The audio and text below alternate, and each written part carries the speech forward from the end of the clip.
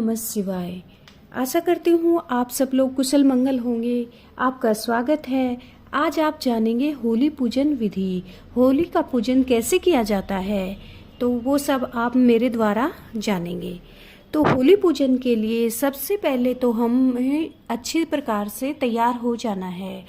और जब हम अच्छे से तैयार हो जाते हैं, होली के लिए जाते हैं, होली पूजन के लिए जाते हैं, तो हमें पीलिया ओढ़ करके जाना होता है और पूजा सामग्री लेकर के, पूजा की थाली हमें हाथ में लेनी है और होली के पास हमें जाना होता है।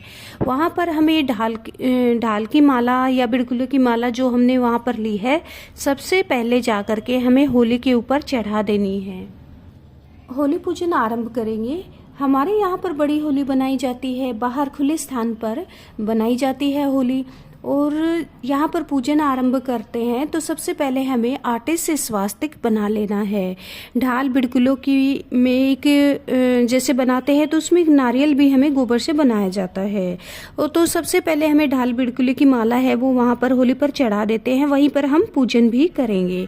और वहाँ पर हमने होली की माला को टांग दिया है, चढ़ा दिया है, फिर वहाँ पर हम पूजन करेंगे। स्वास्तिक बना दिया है हमने, फिर वहाँ पर गोबर से बना हुआ नारियल भी हमने वहाँ पर रख दिया है। स्वास्तिक के ऊपर हमने वहाँ पर नारियल को रख दिया है। फिर उसके बाद हमें तिलक लगाना है। तिलक के लिए हम हल्दी का प्रयोग करते हैं। हमें जो तिलक है वो हल्दी से ही करना है। फिर उसके बाद गेहूं का आटा है वो हम वहाँ पर समर्पित करेंगे, या आप गेहूं भी समर्पित कर सकते हैं। उसके बाद हमें भोग रूप में गुड़ या पतासे समर्पित करने हैं।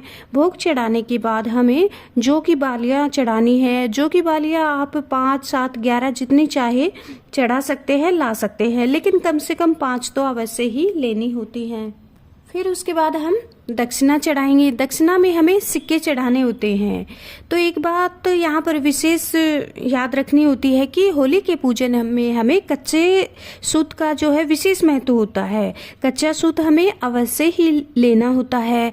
होली बड़ी है तो आप किसी लकड़ी या छड़ी, जहाँ पर वो होली में जो प्रयोग किए जाते हैं लकड़ी छड़ी, वहाँ पर हमें कच्चा सूत को लपेट करके 5 या 7 बार लपेट करके वहीं पर जहाँ हमें पूजन कर रहे हैं वहाँ पर हमें लपेटना है।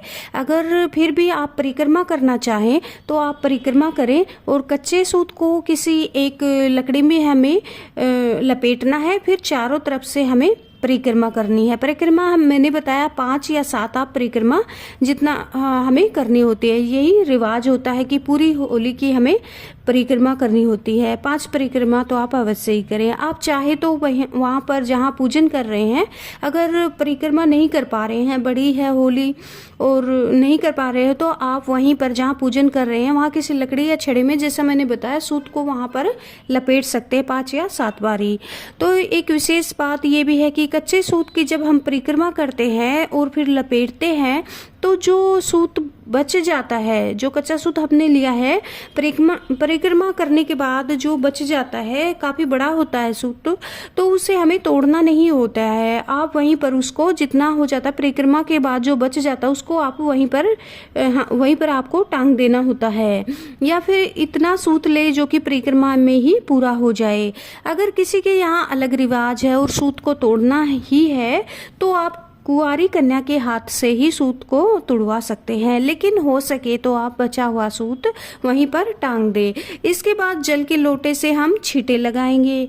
आप इसके बाद जल से धार बनाते हुए एक फेरी फिर से लगाएंगे, ताकि हमारी जो सींचते हुए हमें जल के लोटे से एक फेरी लगा लेनी है।